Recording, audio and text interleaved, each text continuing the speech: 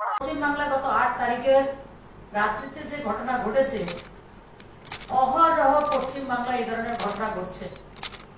কমিউনিস্টের শাসনেও সেটা হয়েছে এবং কমিউনিস্টের শাসন যে জায়গায় শাসনটাকে রেখে গেছেন একজন মহিলা মুখ্যমন্ত্রী, যিনি স্বরাষ্ট্রমন্ত্রী, যিনি স্বাস্থ্যমন্ত্রী, যিনি মুখ্যমন্ত্রী এবং মহিলা, যিনি মা মাটি মানুষের কথা বলছেন, ওনার নেতৃত্বে যে সরকার চলছে প্রতিটা মুহূর্তে মায়ের ইজ্জত ভুল লুণ্ঠিত। আরজি করের ঘটনা আমাদের প্রত্যেকটা নাগরিকের শরীরকে যে রক্ত হিম করে দেওয়ার একটা ঘটনা ঘটেছে। আমরা কোথায় সুরক্ষিত মেয়েরা? পশ্চিমবাংলার কোন জায়গায় আমরা সুরক্ষিত? প্রথমত হচ্ছে যখন ওনার ধর্ষণের পরে, গণধর্ষণ করার পরে রক্তাক্ত অবস্থায় ওনাকে ফেলে দেওয়া হয়েছে, তখন সরকার এবং পুলিশ প্রশাসন সবাই মিলে সেটাকে সুইসাইড বলে চালিয়ে দেওয়ার কাজ করেছেন। কারণ পশ্চিমবাংলার মুখ্যমন্ত্রীর একটা অর্গানাইজড সিস্টেম রয়েছে ওনার, সেই সিস্টেমটা সেদিনেও তিনি কাজে লাগানোর চেষ্টা করেছেন। কিন্তু হসপিটালে যারা ডাক্তাররা ছিলেন সবাই তার প্রতিবাদ করাতে সেটা উনি করতে পারেননি। উনি কি করেছেন, যে ডক্টর কথায় আপনারা শুনেছেন 36 আওয়ার্স এক নাগারে মেয়েটাকে উদ্দেশ্যমূলক ভাবে, উদ্দেশ্য প্রণোদিত ভাবে, মানে ডাক্তারদের রিগিং, সেটা ওই মেয়েটার উপর করা হয়েছে। 36 আওয়ার সে ডিউটি করেছে। তারপরে বলা হচ্ছে সেমিনার হলে।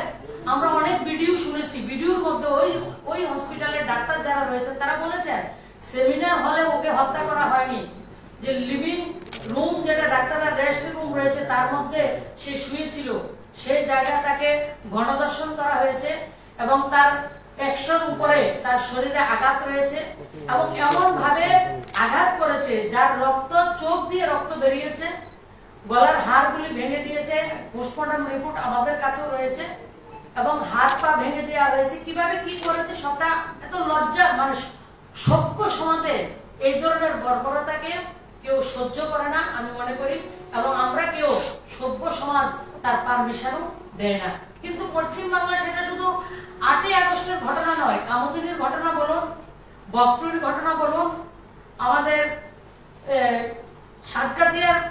সাঁতরাগাছির ঘটনা বলুন, হাঁসখালির ঘটনা বলুন, বীরভূমের ঘটনা বলুন, লাস্টে সন্দেশখালী থেকে শুরু করে আরজি কর, আজকে গোটা দেশের মধ্যে আরজি কর আমরা শুনছি। প্রত্যেকটা ঘটনা মহিলাদেরকে সম্মানকে ভুলুণ্ঠিত করা হচ্ছে। আর উনি নাটক করছেন। নাটকটা কি? উনি স্বরাষ্ট্রমন্ত্রী, উনি স্বাস্থ্যমন্ত্রী, উনি মুখ্যমন্ত্রী, উনি প্ল্যাকার্ড নিয়ে নাটক মঞ্চস্থ করছেন। কিসের? কার বিরুদ্ধে উনি আন্দোলন করছেন? উনি তো সবকিছু শেষ কথা। কিন্তু পশ্চিমবাংলা সরকার অর্গানাইজড ওয়েতে গোটা রাজ্যে প্রত্যেকটা ক্ষেত্রে তৃণমূলের গুন্ডা বাহিনী দ্বারা সরকারটা হাইজেক হয়ে গেছে। সরকারি কোনো তন্ত্র পশ্চিমবাংলা নেই, প্রতিটা কাজ গুন্ডারা করছেন, তৃণমূলের গুন্ডারা, তথাকথিত গুন্ডারা সেই কাজটা করেছেন। আমরা লক্ষ্য করেছি যখন আরজি করের ডাক্তাররা আন্দোলন করছেন, ভারতীয় জনতা পার্টির কার্যকর্তারা একটা মেয়ের যে জাস্টিসের জন্য আন্দোলন করছেন, তখন তাদেরকে উপর আক্রমণ করা হচ্ছে এবং পুলিশের গাড়ি দিয়ে বিজেপির একজন কার্যকর্তাকে গাড়ির চাকার তলায় তাকে ছুঁড়ে ফেলা হয়েছে। এছাড়া 7,000 তৃণমূলের গুন্ডাকে দিয়ে আরজি করের যাতে সমস্ত ধরনের যত ধরনের প্রুফ ছিল, এভিডেন্স ছিল, প্রমাণকে লুপাট করার জন্য অর্গানাইজড ওয়েতে কি সুন্দর ক্রাইম করেন। মহিলা ক্রাইমের কুইন, মুখ্যমন্ত্রী বললে ভুল হবে, ক্রাইম কুইন, ক্রাইম অর্গানাইজড ওয়েতে উনি 7,000 লোককে পাঠিয়েছেন এবং বেছে বেছে তৃণমূলের গুন্ডাদেরকে পাঠিয়ে সমস্ত যে প্রুফ রয়েছে, এভিডেন্স রয়েছে, প্রমাণপত্রকে লুপাট করার কাজ একটা মুখ্যমন্ত্রী উনি করেছেন। আর উনি নাটক মন্ত্রস্থ করছেন যে উনি নাকি মেয়েটার জাস্টিস চাইছেন। উনি কি বলছেন? মেয়েটাকে ফেরত দিতে পারবে না, 10 লক্ষ টাকা দিয়ে দেবে। পশ্চিমবাংলার ক্যাটাগরি হয়েছে কাকে কিভাবে র্যাপ করলে কিভাবে মেয়েদের সম্মান নষ্ট করলে কত টাকা হবে উনি বেঁধে দিয়েছেন একটা মহিলা। এজ এ মহিলা হিসাবে আমি আজকে লজ্জিত যে একটা মহিলা এভাবে মহিলাদের উপর অত্যাচার হলে এই ধরনের ব্যবহার উনি করতে পারেন। তো এটা আজকে গোটা দেশ, শুধু রাজ্য নয়, ওই মেয়েটা বাংলার মেয়ে নয়, গোটা দেশের মেয়ে। সমস্ত দেশ, সমস্ত ডাক্তাররা যারা ভগবান হিসেবে আমরা জানি সেই জায়গায় উঠে দাঁড়িয়েছেন।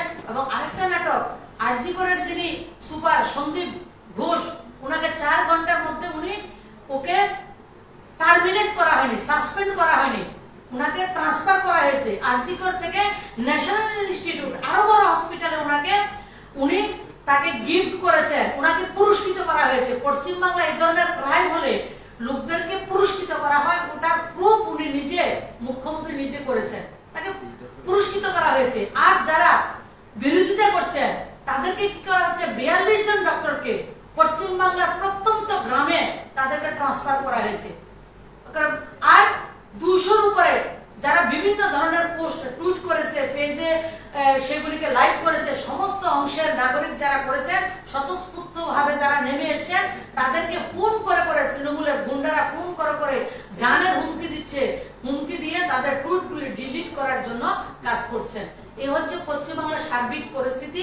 আজকে শুধু একটা মেয়ের জাস্টিসের জন্য নয়, আমার বোন, আপনার বোন, প্রত্যেকটা বাবা তার মেয়ে নিয়ে চিন্তিত, প্রত্যেকটা ভাই তার বোন নিয়ে চিন্তিত, প্রত্যেকটা পুরুষ লোক তার স্ত্রীকে নিয়ে চিন্তিত, প্রত্যেকটা পুরোটা সমাজ, গোটা সমাজ আজকে চিন্তিত পশ্চিম বাংলার এই বর্বরচিত কাজের জন্য। আর পশ্চিম বাংলার যে সরকারটা চলছে, গোটা সরকারটা একটা তালিবানি সরকার। 2021 থেকে আমি পশ্চিম বাংলা সংগঠনের সঙ্গে ওতপ্রোতভাবে যুক্ত রয়েছি। প্রত্যেকটা জায়গায় আজকে আরজি করের ঘটনা আমরা জানি, কামদুনি ঘটনা জানি, সন্দেশখালী জানি, হাঁসখালী জানি, প্রত্যেক দিন প্রতিনিয়ত অর্গানাইজড ওয়েতে হাজার হাজার সমস্যা তৈরি হচ্ছে। কাউকে কথা বলার অধিকার নেই, কথা বলার অধিকার ছিনিয়ে নিয়েছে এই তালেবানি শাসন। পশ্চিমবাংলার সমস্ত শাসন ব্যবস্থাটা তালেবানি কায়দায় পরিচালিত হচ্ছে, তৃণমূলের গুন্ডা দিয়ে। সরকারের কোনো কাজ নেই, পুলিশের কোনো কাজ নেই, শাসন প্রশাসন সেই জায়গায় ভুল উন্নীত, সেই জায়গায় গুন্ডাদের হাতে কুক্ষিগত হয়ে গেছে। তার জন্য আমরা আজকে একজন মহিলা হিসাবে এবং একজন নাগরিক হিসাবে, গোটা দেশের নাগরিকরা যেভাবে জেগেছেন, সবাইকে আবার বলবো যে মমতা ব্যানার্জির পদত্যাগ খুব দরকার। এই মহিলা যতদিন থাকবে আমাদের পশ্চিম বাংলার মহিলারা সুরক্ষিত নয়। আমরা মা যে সমস্যা উনি ডেলি তৈরি করছেন, সেটা প্রতিনিয়ত উনি আরো উত্তর সেই ক্রাইম উনার বৃদ্ধি পাচ্ছে। সেই কাজটা আমাদেরকে দেখতে হবে। আরেকটা নাটক উনি করেছেন, মেয়েটা যখন মারা গেছে বলছে সেটা সুইসাইড। তার মা বাবাকে দেখতে দেওয়া হচ্ছে না, একটা ডক্টর মেয়ে, মা বাবাকে দেখতে দেওয়া হচ্ছে না। 2-3 ঘন্টা বাদে দূর থেকে মেয়েটার ছবি তোলা হয়েছে এবং তাড়াতাড়ি করে তার বডি দিয়ে শেষকৃত্য কিভাবে করা যায় সেই কাজগুলি ওনারা করেছেন।